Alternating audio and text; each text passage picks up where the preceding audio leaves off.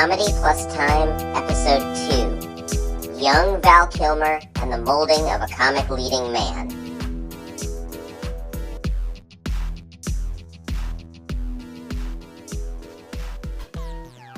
What are we calling the show now? I believe it's Comedy Plus Time. Right. Which is a good title for a couple of reasons. Should we give away the clever wordplay? No, Bart, because the people who are listening to this aren't dummies. Okay. They know. So we'll just explain that Comedy Plus Time is the name of the show because what we are trying to do is talk about funny stuff from the past, decide if it's still funny. In context, does it hold up?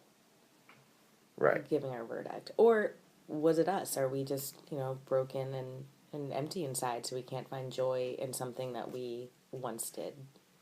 Right. And we're both going back to things that we personally loved, things we thought were really funny, and now we're deciding if we still do. But I think we're also going to go back, way back to like Marx Brothers, W.C. Fields, Mae West, Three Stooges, whatever, and see if that stuff still is funny today, 2018.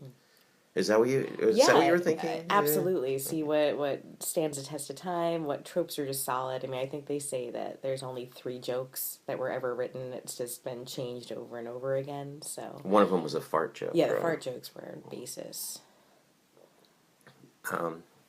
So that's an explanation of what this show is about. I think we didn't do that last week because we weren't sure, maybe? Yeah, we were feeling it out. But again, you guys aren't dummies. You know what we were putting down there. Okay. So I'm Bart DeLoro. I'm not sure I need to say anything about myself. Bart's great. I didn't even take my word for it. I'm Sarah Fraser. We're doing that thing. And we're both... We need a producer to... We need a producer, to do our introductions for us. Exactly. We're not comfortable talking about ourselves, but we are really comfortable talking about our passion, movies, comedies, funny stuff. Funny stuff. We like the funny stuff. So today we're doing Val Kilmer movies, who you don't necessarily think of him as a comic actor necessarily, but he definitely started his career with a couple of classic comedies. Right off the gate, early 80s. Of course, we're talking about Top Secret and Real Genius. From 84 and 85.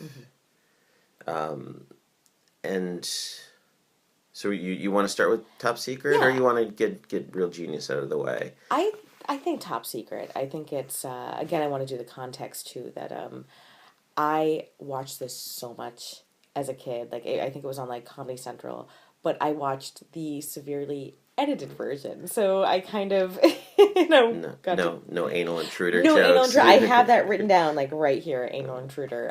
No idea. I think they just showed a banana on something and just okay. I wasn't that uncomfortable showing it to my my 8-year-old because I was pretty sure he didn't really understand what all that business was about. Well, you like guys leave yours just laying around the house, so it's not.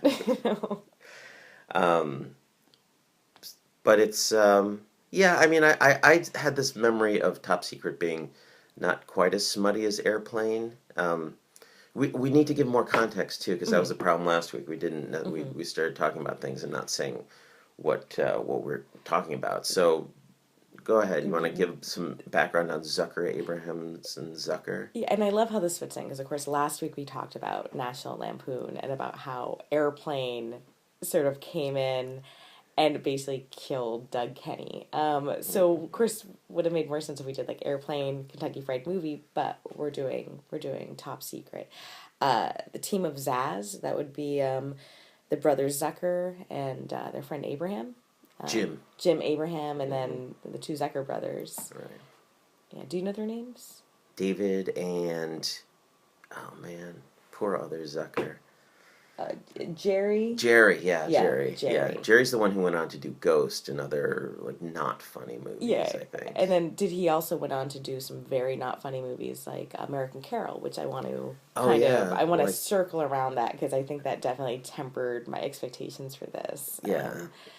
S- But in the early 80s, these guys were making the funniest movies that anybody was making.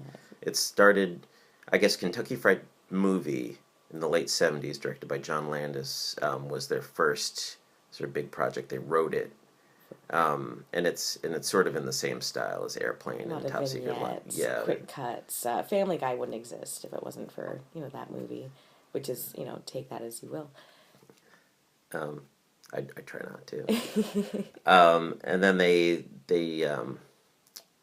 went on to do Airplane, which is justifiably considered one of the funniest movies of all time. Mm-hmm. That's part of why I didn't think we needed to cover Airplane on this podcast. Top Secret is a little less known. It's on the bubble there. But actually, between those, they did the TV show. After Airplane, they kind of had carte blanche to do whatever they wanted, and they had the TV show Police Squad, which they then adapted into the Naked Gun series as movies later on. But so this is Top Secret is the second movie they directed, and a spoof of a 1950s sort of a Elvis movie meets post Cold not post pre-Cold War. Well, it's so anachronistic. That's part of the comedy. It's like you've got surf movies and you've got Nazis who they're calling East Germans and it's making... They're also commies. Yeah, there's making Ronald Reagan, Jimmy Carter references, and it's... it's everything. It's whatever they kind of wanted to throw in there. They threw it all together. Yeah. I think it might be funnier than Airplane. I don't necessarily like it more than Airplane. Have you seen Airplane recently? I haven't seen it recently. I mean, I know it was a super important movie to you. Me, less so. I mean, there were staples around our house when you can't hear the word Shirley without, talking about it. But, so, I mean, I think I had some bits in it that were probably stronger. I just think it's more consistent. It's just one great gag after another, after another, after another.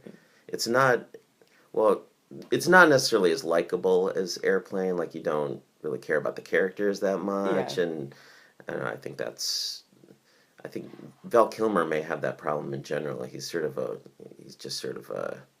a cipher. Like, he's so beautiful in this. Like, and of course I'm kind of picturing him now, so I'm seeing it, and I'm just seeing, like, the puffiness around, the nice, young Nick Rivers character. But it gave him some personality, that puffiness, I think, and just, they tried to make him a movie star, a lead actor, and really he's just a great character actor, I think, and so having him play the lead in Top Secret is, he looked the part of Nick Rivers, this Elvis-like rock star. He has that charisma. I think he does his own songs in it too. Oh yeah. They recorded it for an LP. So he's basically been Elvis and Jim Morrison. Two very talented people, deeply messed up personalities. You can do that. I guess maybe we should start in the beginning. Like the beginning scene, what they do to poor Dennis Farina on that train is just...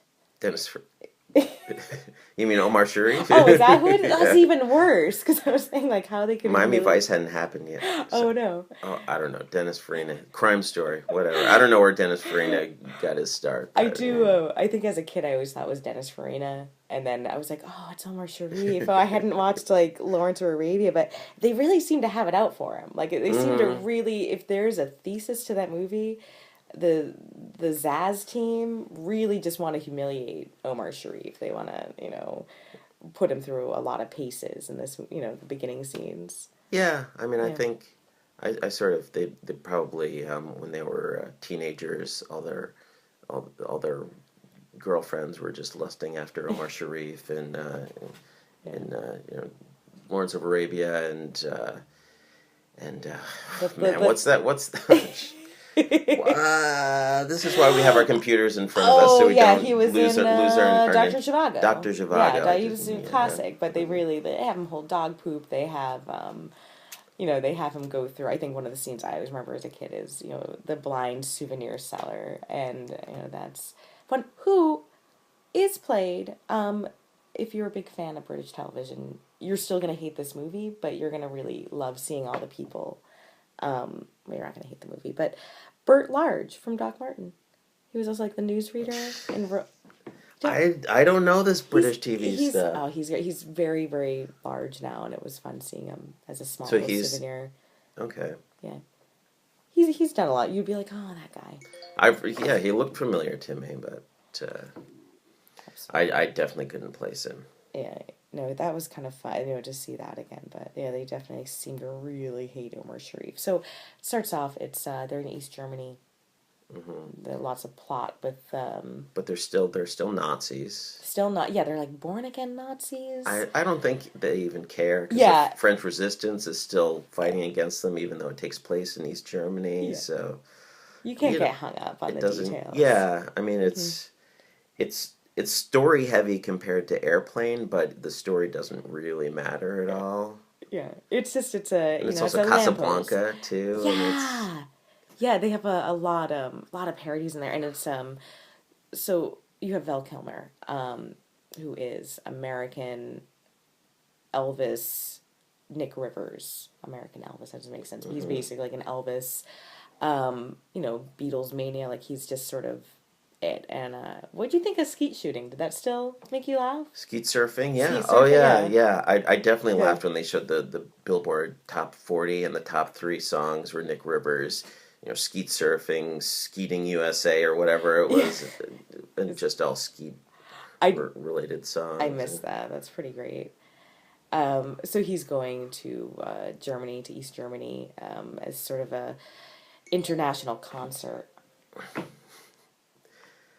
and he's going to be, singing, and basically he's going to be a distraction. So they have that set piece all set up of like who he is.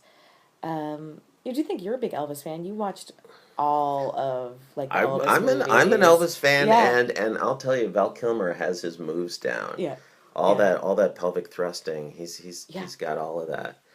Yeah. And he sings. He's a singer. Yeah, he's got it. He's got that je ne sais quoi to throw around. But mostly, I mean, we can summarize the plot. It doesn't really matter because it's just gag after gag after gag, and I felt like every gag worked. Yeah. I never, even there were, bad puns or whatever. They're groaners, but they're still great jokes. I wouldn't take a single joke out of that movie. Did you laugh out loud, at all during, how many times did you? I mean, I was watching it with my 8-year-old son, so it was just an amazing time. That's enhanced. Yeah, it was just constant guffaws. But some of my favorite gags in there are not necessarily the laugh out loud ones. Like one of my all time favorites is when he's riding on the train. Well, first he's doing the painting from the train window, and the what you see what he's actually painting, and it's got the blur. Yeah. The streaked trees. But even better than that gag is when after they've stopped at the station and they're gonna start moving again. You think the train is moving, but it's actually the station behind them that is a train car, and it's moving backwards in the other direction. And I can't be on a train now without thinking of that scene. I think of that, and I think of Young Frankenstein, the Pennsylvania station. Yeah, like those two things. I always, I guess, put those two together. They do a montage of great Eastern European train stations, which no one would watch. I really enjoy. And I think that might be why I'm saying at this point that The Top Secret may be a funnier movie than Airplane, because they go all in with the gags. Like there's so many elaborately set up gags, like the underwater fight scene at the end where it turns into a saloon. Yeah. It's not you're not dying with laughter, but it's incredible that they Val Kilmer has an underwater fight scene with who turns out to be the villain, and Yeah. it's just an underwater saloon fight that it turns into, and it's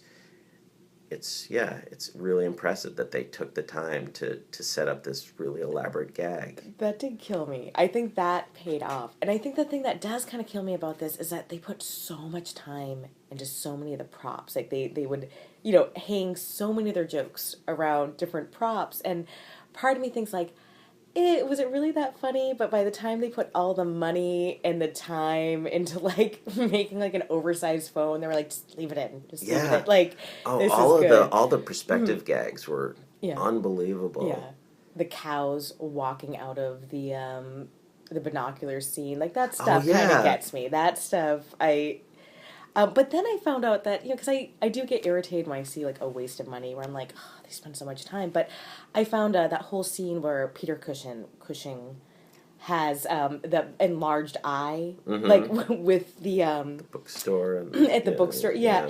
And so they actually were able to use that for Star Wars Rogue One because they had done a whole face cast of him.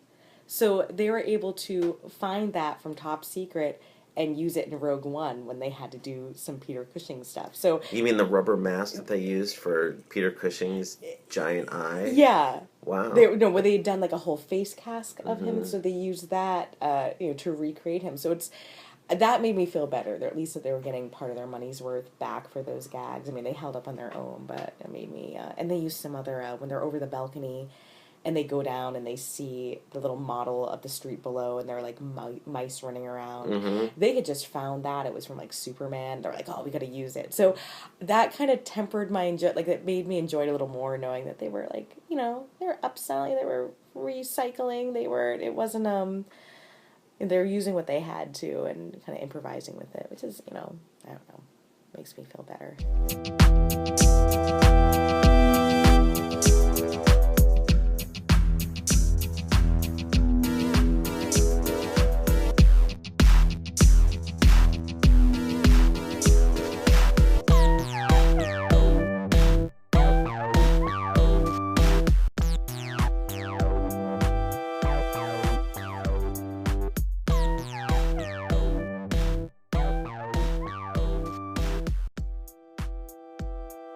The Pac-Man bit where they're following the train go through, like that, that little stuff and that's not exactly a prop, but someone spent a good day and a half working on that for like a 3-second bit, and that kind of commitment, kills me. And it's just their style is all a lot of throwaway gags and a lot of background humor, so while the story or whatever is playing out in the foreground, if you're looking in the background, there's a lot of great stuff. I don't know, like when they're getting Nick Rivers his dinner jacket at the restaurant.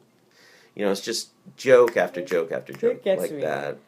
You wonder how many frames per joke there is for that. I mean, I think it's a pretty quick, rapid fire, and which is good because, you have 2 that fall flat, you have a 3rd that lands it, so it kind of keeps the tempo going up. Well, you compare it to Family Guy, and I'm not saying that Family Guy is never funny, but it's they have enough that it's like 1 out of every 10 jokes works in Family Guy, whereas the Zaz movies, it's like the 9 out of 10 or 10 out of 10. Like I'm willing to say that no joke in Top Secret bombs, but maybe can you pick out any of them? I'm trying to think some stuff that just, and I think part of it might be that I'm dead inside. I think the other part might be like the gender difference, like, something about like little boys are supposed to have a leg up on physics because they pee in an arc. So they spend so much more time like looking at arcs and looking at that girls don't have that experience. And I think boys are more kind of raised to like the scatological, where I don't know. I have really no point to make, but maybe maybe it's a where you're going with that. Maybe it's just I'm like, all right, like not all of it lands for me. Like it wasn't made for me though. It wasn't really, but I just remember as a kid laughing a lot at it, and now I'm like not every. It amused me, but I think I maybe laughed like a couple of times in it, but I kind of did the huh, like sort of the harumpla. But I wasn't watching it with an 8-year-old. Yeah, I wasn't, like that would have been. That makes all the difference. Yeah, that would have made. I think context is really important. But I just remember watching it so much as a kid. It was just like constantly on TV. I think I had it like on VHS and. That may be also why I saw this and thought, oh, this is even funnier than Airplane, because Airplane, I watched that fairly recently, and I know all those gags by heart. Yeah. Like there's hardly anything in there There's that surprises a sale me. at Penny's. Yeah, exactly. Nothing surprises me anymore. And this like I remembered all the gags, but there'd been enough time since I'd seen them that they seemed fairly fresh to me. And seeing them not edited too, and I think also like Airplane was based off all of those like disaster movies of the 70s, like Towering Inferno and Poseidon. It wasn't sort of like based off of those, like where I'm probably more familiar with like the World War II movies or Resistance. Like I'm probably more familiar with what they're spoofing. Don't they go on for what a whole segment of the movie is just a spoof on the Blue Lagoon, which I had watched the Blue Lagoon. I had watched this before the Blue Lagoon. That this movie was my context for the Blue Lagoon, and I just was a young Valerie Bertinelli playing. Oh, is that who that was? I think it was. It kind of looked like it could have been. If not, it was someone who was like a dead ringer for it. But I just like it's a type of movie that. I don't think it was Mrs. Eddie Van Halen, who was probably already Mrs. Eddie Van Halen at the time. By then. Who else was in it? Oh, the French. Yeah. So they go on. They do like a 15-minute spoof of that. I mean, I can't. Well, even Airplane count had all that the too movies. with Saturday Night Fever. Yeah, they're not afraid to go into those like tangents. I'm gonna see if it's probably not. Yeah, I wish Family Guy really was inspired by these Zucker movies, huh? They're. I wish you never made that connection. I mean, last week I talked about how the absurdity of these movies was inspired by Monty Python. Yeah. And there's a little bit of that. I was kind of looking out for that while I was watching Top Secret this time, and it's a different sensibility. It's just the idea. It's just the sense of the absurd, that anything is possible. That you're not trying to stick to reality on any level. Yeah. The way you are with, say, a real genius or something like that. The absurd stream of consciousness. And no, it was a Mandy Nunn who I think Valerie Bertinelli should sue her and take her face back because they looked so much alike. Well, the Ingrid Bergman stand-in in that movie looked a lot like Ingrid Bergman. She did, yeah. That was. And I only know her from that movie. I mean, maybe she went on to do some other things. I don't think she did a lot, but you know who did? The man who played her father. We may know him better as Mr. Alfred Pennyworth. Yeah. From the Adam West Batman. Or no, from all the other from Tim Burton's Batman. He's Oh yeah, you're right. You're right. And of course, my Batman will always be Val Kilmer. So that was kind of a fun. The French Resistance, which I think was a part like as a kid I loved the most. Like those scenes, I loved it, and I think they're all named after like common French phrases like latrine and déjà vu. Yeah, when they introduced chocolat mousse, I was really sure that there's going to be some racial stuff that wouldn't play anymore. But chocolat mousse comes off as the most likable of all of those French resistance. Yeah, and I do notice he has quite a following. Like they have the best of chocolate mousse, and I was getting ready to cringe at that, but I really I should have been, but no, I thought it was great. And Carson, I know you have no idea who that is, but Carson from Downton Abbey plays Déjà Vu. He is fantastic. He's great. Like he stands out as he's got some bits where he's he's the clumsiest of the French Resistance, I guess. Yeah, he just he does that outrageous French accent. They make some great L. Ron Hubbard jokes here or there, which I'm thinking that's pretty ahead of its time for like 84. Well, maybe not. Yeah, I mean Dianetics existed, but I don't think anybody was really freaking out about Scientology yet. Yeah. I mean, there are definitely some Carter and Reagan jokes in there. Yeah, no, they're all about the anachronistic. Make a lot of asides. I think what didn't fall flat. Well, it was when maybe this is just me, maybe because I don't have that joy in me, or I'm more easily offended than I was, even like 10 years ago. But like when Nigel talks, really a horrific story. I know it wasn't that. Like he gets like picked up by a bunch of Russians, and it's strongly implied that he was just raped as a young boy by a whole Russian ship. But also that he enjoyed He it. enjoyed it. Yeah, Yeah. he enjoyed it, which I was just like, oh, I just sort of, watch. I was like, yeah, that's something I bet I didn't pick up on, and I kind of. Yeah. But I mean, yeah.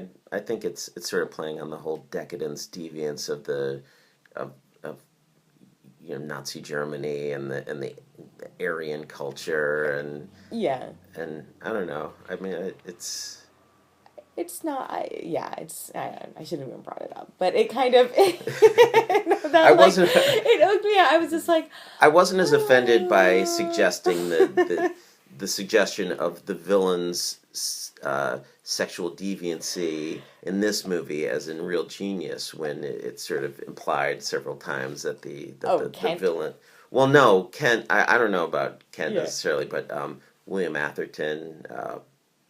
Jerry in Real Genius. Yeah. Oh, here I am jumping around again. Oh no. Okay. We'll get to Real Genius, but that was just my one thing. But I was like, no, you're right. They were kind of playing in that whole trope of like he was, spoiler alert, he was the villain of the movie, and they kind of that sort of anything goes, kind of thing. But yeah, whatever. So what was your highest point? What was something that made you laugh more now than it did when you like first watched it? Like, do you think with like perspective? I think I've just seen a lot more of the movies, like the Elvis movies that it's referencing, and the surf movies, and just how well they spoofed those, and how they just got so many of the beats of those movies. They were spoofing exactly right. The scene where he's he's let out of prison to do like his concert, and all the girls just like that made me laugh because it was so dead on from the footage of just. It was hardly even a comedy. It was so like you see the old Beatles concerts or something of the screaming girls, and it's losing. There was not really a joke there. It's just funny to watch because it was that happened. It's funny because it's true. Oh, and the Swedish backwards scene, that I think is probably one of the. I can't hear someone speaking like the whole girl who kicked the dragon's nest. I just thought they shot it backwards. Like that's how I view whenever I hear anything in Swedish. I think of that scene. I'm like, oh yeah, Swedish is just English backwards. Well, and it's also the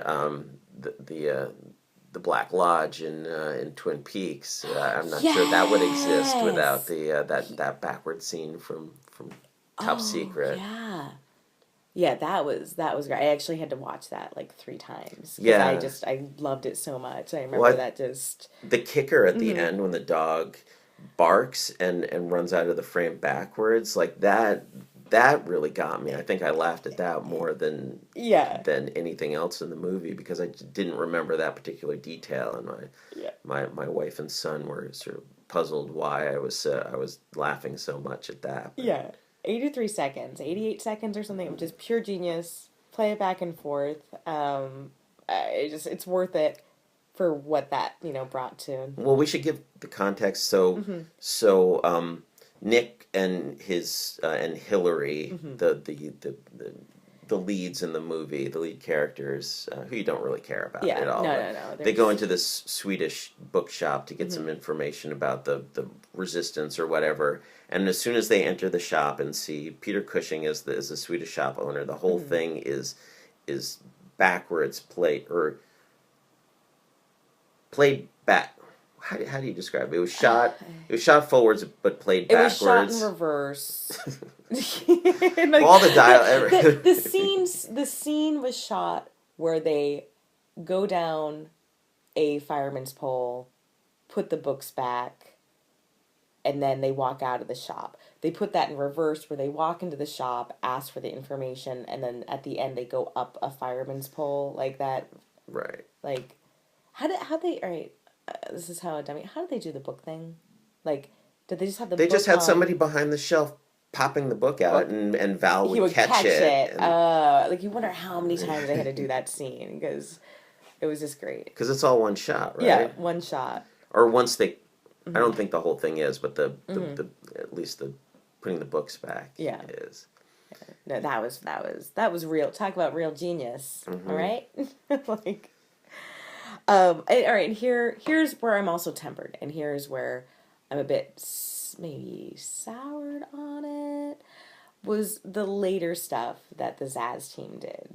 I think kind of used up a lot of my goodwill towards them. Like the Scary Movie stuff, like it was more like I'm not sure I saw. clever. They did 3 and 4 of the Scary movies. Yeah, has a lot of Wayans and they're great. It has like David Cross, but it's just more. And maybe it's not like I watched the horror movie that they based off of, but I just like it was sort of like negative. Like I just did not enjoy them. And then of course they did American Carol. Was it all 3 of them involved in I American think just Carol? 2 of them. It may have just been 1. But I mean, this movie is so forgotten that you'll have to tell them people what that is. Yeah, did you ever think like, I want to see a comedy movie, but I'm super conservative and I only want to see it with actors who are conservative? Have you ever said that to yourself? Then this is a movie for you. So they had to kind of scrape together.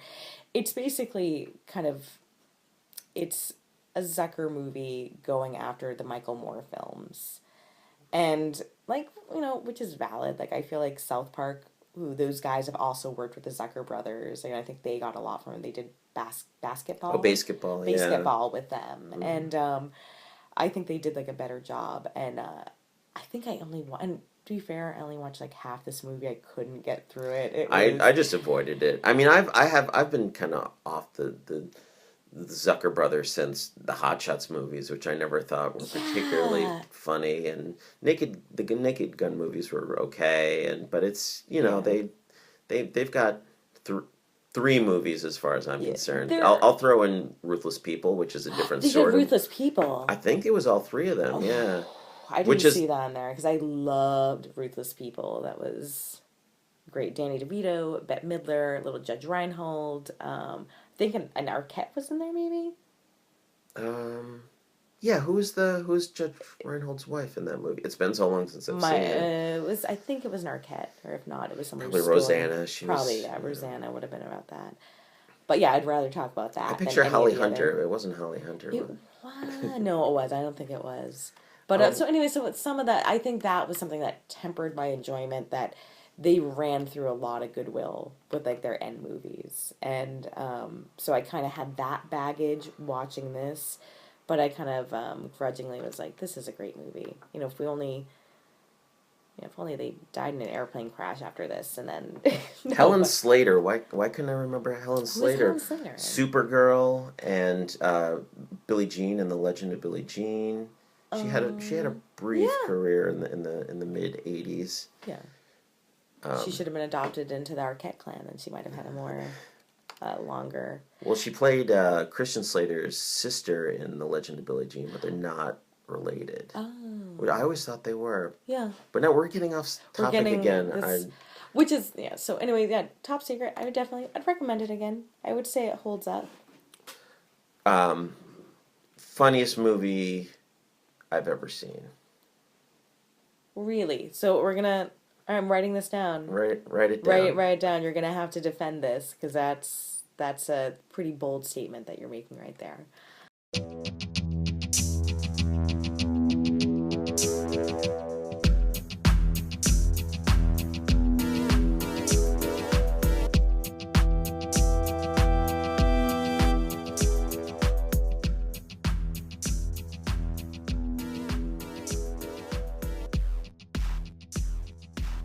So that was 1984. Mm-hmm. Val Kilmer's follow-up to that movie. That was his first movie, or his first leading role. His first big movie. Though at the time he was dating Cher, so he knew some fame. He was having some. There's in the prison scene. There's a picture of Cher on the wall. Right, because he was dating her. Wow. Yeah. All right. Wait, before he was even in a movie. Before he was dating Cher. Yeah, I mean he's pretty enough. Why not? He's very pretty. Yeah, I think. Yeah, Cher picks good people. Well, He's better looking than Sonny Bono, anyway. He doesn't have that angelic voice, though, that Sonny Bono does. So his follow-up to this movie was Real Genius, which you think of him as being the lead in that, but he really isn't. Mitch is the protagonist, and which was kind of a smart idea. Not that it necessarily saves this movie, which I loved back in the 80s. It doesn't hold up particularly well, but you think of Val Kilmer as being the Chris Knight as being the main character in the movie, and he definitely is not. He's more like the Kramer breakout character. And I think part of it, I was thinking, seeing the guy who plays Gabe, or I think the actor's name is Gabe. Mitch. Yeah, Gabe, yeah. He's so young. He looks almost like Sarah Jessica Parker. Yeah, he does. Like, he's a very pretty face, like for a boy, but like in that Sarah Jessica Parker pretty way. And he's so young. I think he's only like 13, 14 when they shot this. Well, they say he's 15, and I believe it. Yeah, and he's playing, and it's I really like it when they have actors playing close to their age, but except when the 35-year-old woman has a love scene with. That is very weird. No, Bart, it's okay if it's a woman on a younger guy. That's been established. Like, they're lucky. It's, All right. Yeah, it's just the way. But yeah, real kind of oogie. And I was thinking, like, Val Kilmer looks so old to be, like, hanging out with them, but he's only, like, 25. So, he could technically still, be When in he's college. wearing so much makeup that he looks a lot younger. Yeah. Too. Yeah, but that was a little weird. But, yeah, this is a movie beloved by people in Caltech. Like, and really, of course it is. I mean, I'm sure a lot of people went to Caltech, not because of this movie, but maybe kind of expecting this. I was reading, it was probably just on the Wikipedia page, last week when we talked about doing this movie, that a lot of the science in the movie is actually within the realm of possibility, like exaggerated in certain ways, but that I can see that why Caltech people would love this movie is that it's not that far off base necessarily. Absolutely. Yeah, they had Caltech advisors on it, and a lot. I guess MythBusters had tried to do a few things, but I read that they tried to make the laser technology. They didn't want some real nerd to like mess around with what they were showing and make a real laser, so they kind of changed it around just for moral reasons. But they did show that you would not be able to pop popcorn.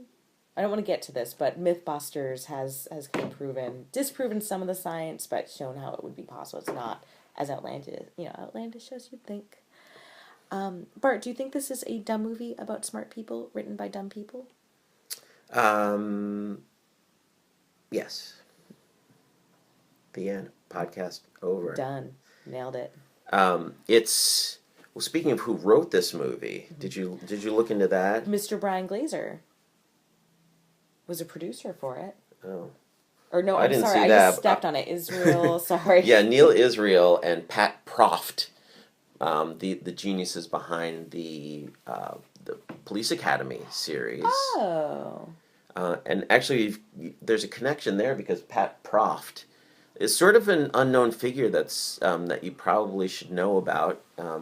He's had a huge influence on comedy, for better or for worse. Because he actually teamed up with the Zucker Abraham with Zaz for the Naked Gun movies, maybe Hot Shots. Oh, so there's unwittingly we had some interconnection in this. Yeah. Do you think, and that would be something too, like I wonder if Naked Gun would be different now that watching that again, now that we know that OJ is guilty of making the Kardashians famous. See what I did there? Or he was innocent of cutting that woman's head off, but he definitely made them famous. Like, would that make? I've watched Naked Gun since all the OJ business, and he's even more abused in those movies than Omar Sharif is in Top Secret. That it's sort of enjoyable to watch for that reason. Cathartic, sort of. You see that. Okay, no, that'd be. I mean, that was a kind of aside, but I was just wondering. No, I totally blew your joke there. No, that's okay. I mean, it really wasn't a good joke. It wasn't. No, but we wouldn't. That's what I think might be OJ. That's what I kind of curse him for. So they did Police Academy. When did Police Academy? That was before this.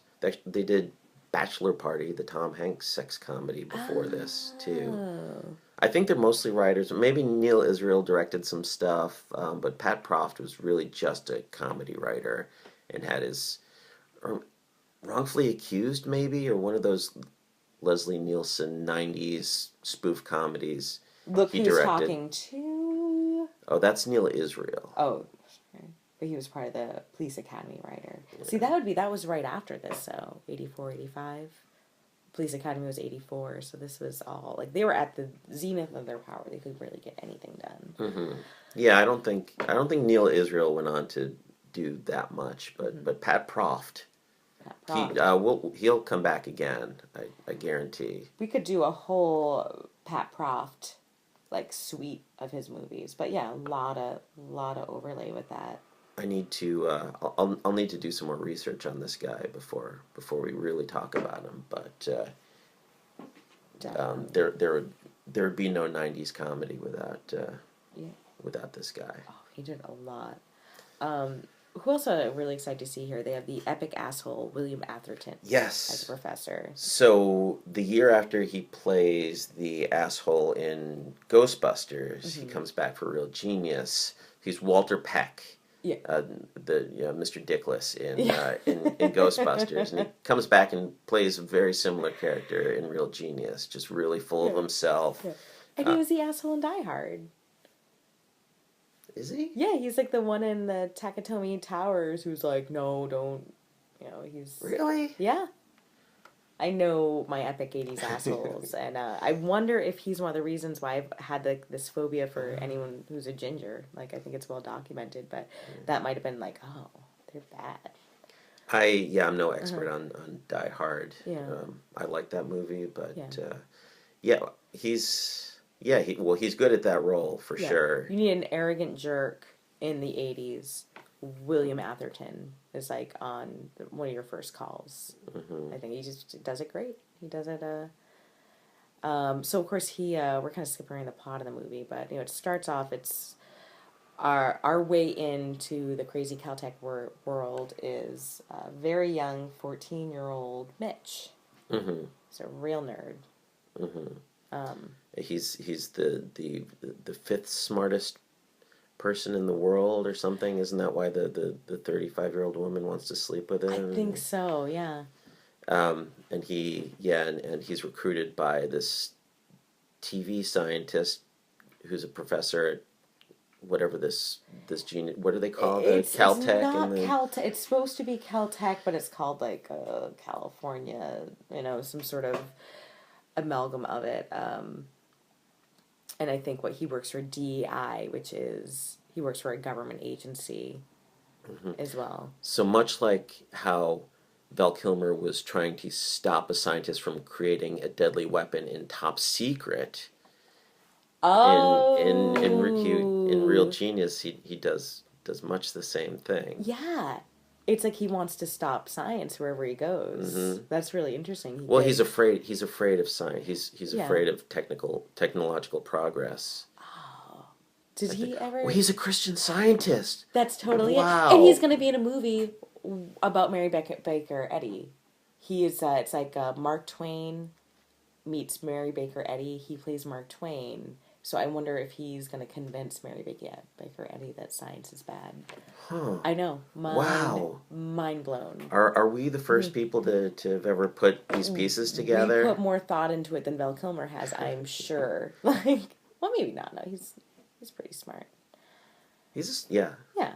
He's not dumb. I have no beef with Val Kilmer. I just, he's...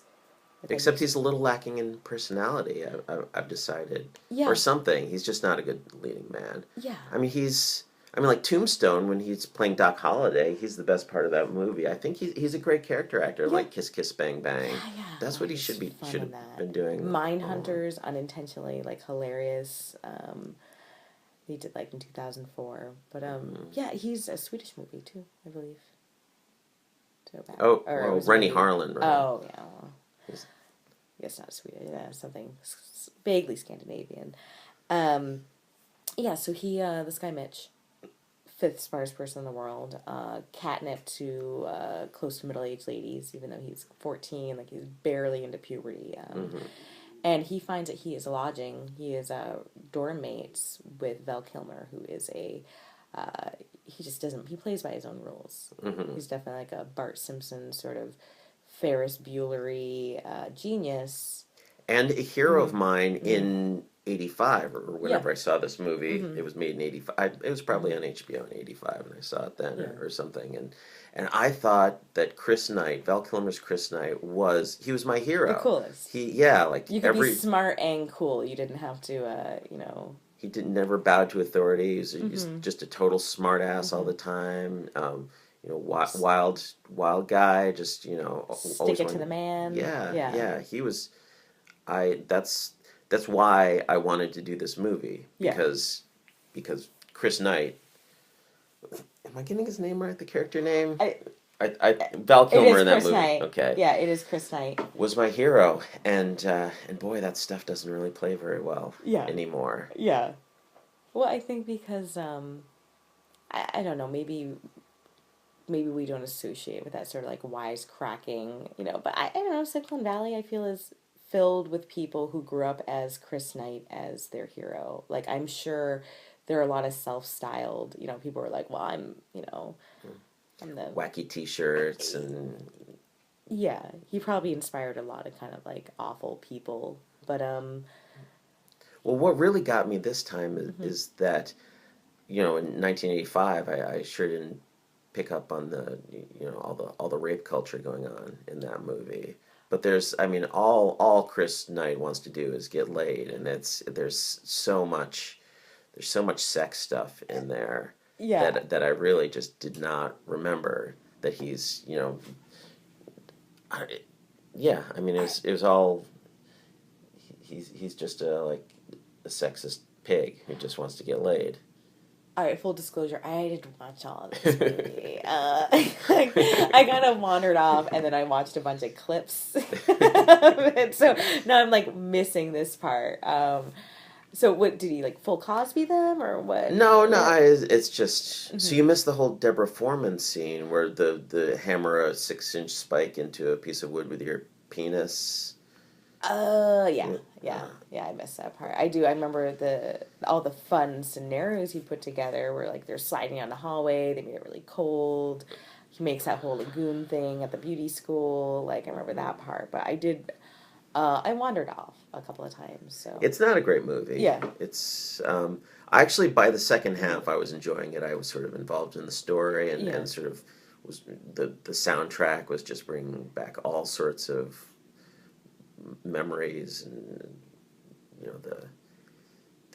Everybody Wants to Rule the World by Tears for Fears is the final song there. I feel like that's used in a lot of was it that's classic. Well, this is the movie that uses it best. So you should have stuck with it, even though it's easy to want to bail on this. To be honest, I'm not going to go back and watch it either. I did my time. I watched it a lot when it was on HBO. I'm pretty sure we had it on VHS. I've done my time with it. Just I was able to kind of go through the highlights. I got through most of it. Then I skipped ahead to the end to watch the popcorn scene. So I guess I'm kind of worthless for this conversation. But I figured you'd pick up the slack. That's what. I don't. I'm like the Val Kilmer. You're like the Mitch. Anything goes. I kind of. One of the... You're more like the Kent, I think. I'm definitely more like the Kent. Trying to sabotage everything. Yeah. Sucking up to the guy in charge. Yeah. Yeah, my teeth talk to me all the time. I don't know what that's about. Kent is great. Kent's almost was he in other movies? Was the guy that played Kent? I don't know.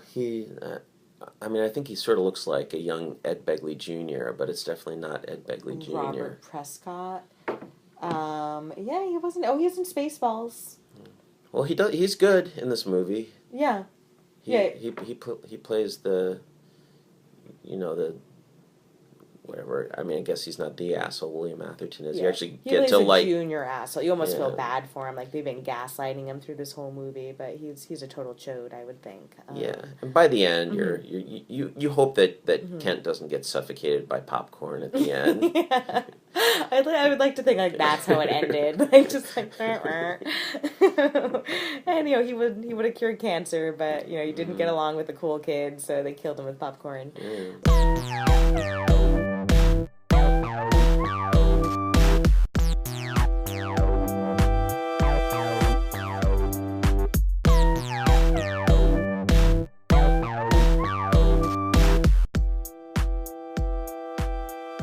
Can we talk about a couple of the scenes that always stuck out for me? Okay. Laszlo Holyfield, Oh yeah. like the guy that just lives in the closet, like that. Well, he Always. lives in through a passageway down deep in this subterranean cavern in this like little lab, Yeah. and which I realized watching this movie this time has played into my dreams in such a strong way over these years, and I had no idea. Like I'm always having dreams where I go through a closet and it leads to this like other part of the building that couldn't possibly exist. It's part of and Narnia. yeah. Yeah.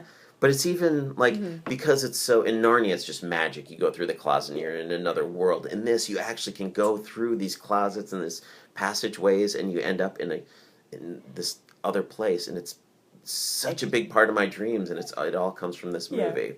Well, you did have that guy that was in your closet for a while too, so that doesn't help. But I feel like that's a trope. But I invited Kurt. I just couldn't get him to leave. Yeah, I mean, I feel like that is something that's been referenced in a lot of different movies. Like, I think, Dude, Where's My Car? Remember, they just have a scene where they just randomly have this guy just come out of the closet that Oh lives yeah, there with that's them, right. and it's been... He eats some pizza and goes back in the closet. We should do Dude, Where's My Car? Yeah. Because that is a movie that doesn't get enough credit. I don't think... But I don't know, though. I mean, was it of an error? Is it something that... Yeah, like, I would watch it. I would definitely watch it. Well, that's my pick for next week. You'll have to come up with something to pair. Oh, that was sort of the idea this week too. Was that we each picked a movie and we would declare which one of us was the winner at the end. Right. And if Top Secret was your choice, you're clearly the winner. Yeah, definitely, because I watched the whole thing too, and But yeah, Dude, Where's My Car for next week? So you'll have to come up with something connected to that that you think can stand up to it. I like the idea of leapfrogging it. I also want to look at other comedy institutions and pair it up. Like, I'd like to see like Office Space, Idiocracy, and maybe some Mike Judge stuff. We talked about The State. I wouldn't mind going through and seeing stuff that The State did, stuff that the UCB did. Mr. The State, Show. by the way, we didn't explain last week, and it's what I want to try and make sure we do more of, is The State is an early 90s sort of sketch show that MTV had that was sort of Saturday Night Live for the kids. I mean, not the kids, for teenagers who were watching MTV at the time. And just Wet Hot American Summer was sort of the movie that a lot of these guys finally went on to do. But The State is generally referred to as way ahead of its time. Yeah. The world wasn't quite ready for it in the early 90s, but that style... It spawned a lot of things. Like, it's the way they... that family tree is really interesting to look at when you think of everything that came from it. So, I mean, that's, like last week we talked about National Lampoons and that whole legacy. Which this Real Genius has a connection to. Oh. So, Amy... Heckerling. I'm sorry. No, sorry. Martha Coolidge is the director of Real Genius. A lady director? Oh yeah. Oh. Oh yeah. Her movie before this, or she did National Lampoon's Joy of Sex. Oh, so she okay. actually did an official National Lampoon movie before this. I don't think I ever saw that. Yeah. No, I'm not familiar with that. And I was kind of a... What I love... Ehud was in that, little Ernie Hudson, who was Joy of also... Sex. Yeah. Well, and so is Melanie Merink, who is the best part of Real Genius. I thought Jordan. I thought she was she's really great. She made me laugh more than anybody else in this movie. She just came in as just hyperactive genius who ends up hooking up with Mitch in a really bizarre way. It was one of the weirdest love scenes. That definitely, yeah. I think. Did you get that far? Oh. Well, the 35-year-old who's trying to sleep with all the smartest people in the world tries to seduce Mitch, and it cuts away, and then he shows up in Jordan's room and was like, "There's a woman who's trying to have sex with me." Yeah. And Jordan's all like, "Great, that's great. I'm so happy for you." Yeah. And then Mitch is like, "But I didn't want to. I wanted to have sex with you." Oh, that's Isn't that sweet. sweet? That does Yeah. sound sweet. I mean, though, kind of weird. Like, I feel like if I hung around the junior high, that would get me on a list. Like, if I, it's a little different than Farewell to Arms. I think it's not, or no, For Whom the Bell Tolls. What was it? Where the I'm not up on my Hemingway. Neither am I. But I know an older lady totally broke in a much younger dude. So. Well, anyway, the Jordan in this movie, who is basically the best part of the movie, is the lead in Joy of Sex, and I think she's also in Valley Girl, Martha Coolidge's movie, which is what I really love her for. Although I bet if I watched that again, it wouldn't quite hold up. But it's definitely Martha Coolidge was definitely working in the National Lampoon vein, like making 80s sex comedies. Yeah. So this is. She did a lot, and she did some great. Rambling Rose, Let Me Some Laura Dern. Yeah, I think she kind of went on to do more sort of teen romances and TV dramas and things, but her 80s career is pretty interesting. Yeah, no, that is pretty interesting that she did that. And I actually, again, I don't know why I'm giving all these brunette actresses the wrong attributes, but I totally thought that Jordan was played by Phoebe Cates. Like, in my head, I was like, oh, that'll be fun to see, but. Yeah, nerdier version of Phoebe Cates. Yeah, I think she probably made a lot of girls think they could wear overalls, and they can't. You know, you have to really be able to pull that off. So, Real Genius, I think it was maybe better as a memory. I think we're talking at the end, the famous popcorn scene, where they basically made a big Jiffy Pop, used a laser, and heated up the popcorn and ruined the jerk professor's house with the popcorn, which, I don't know, I think that kind of, I think maybe more of the pranks kind of lived on. There are a lot of scenes. Yeah, I mean, that's sort of it's sort of the nerds you like versus the nerds you don't like for a lot of the movie. They're pranking Kent, and Kent is pranking him back. Like they disassemble his car and reassemble it in his room. And that's that's something that happens in those nerd schools. Like they really do that. Like I know, like grandfather and uncle worked at MIT, and they were constantly doing stuff like that. Like that was, they could have been doing real good work, but they did a lot of. It's like those schools are kind of known for their pranks.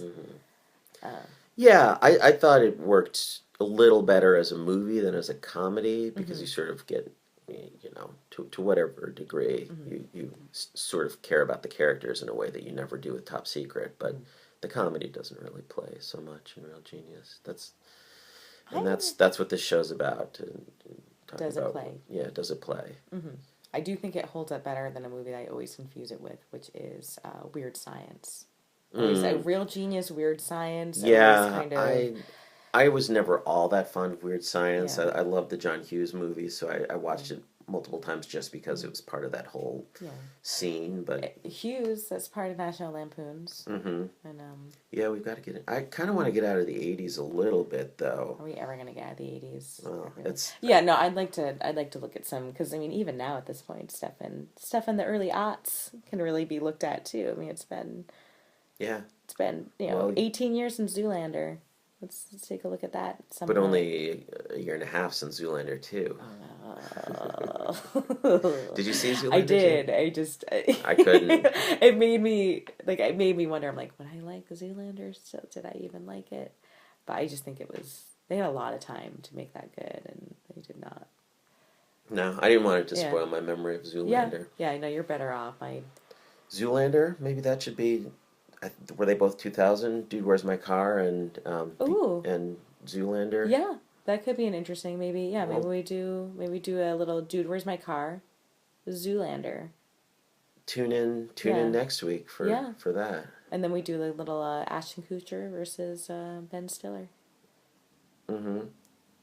They're both so pretty. They are. They are. Do we have anything else we want to address before we sign off? Not. I've been really enjoying this. I think it's useful for the world. I think this is really important work that we're doing. We're doing God's work. Yeah. And also if we're making a game out of this, I think you're winning 2-0, right? I'm always winning. All I do. Caddyshack is was your win. choice. Mm-hmm. Top Secret was your choice. Yeah. So yeah, it's 2-0. But Yeah. next week I'm gonna win with Dude, Where's My Car? That's gonna have aged so much better than Zoolander. We're gonna see about that. I think maybe my winning streak will be closed, but I'm also good at winning at life too, so that counts. Mm-hmm. Right. Good. All right. Well, yeah. Stick around for next week's exciting episode of Comedy Plus Time. Comedy Plus CPT. CPT, always CPT. And CPTET. ooh, yeah, that's just rolls off the tongue. Hashtag CPTET.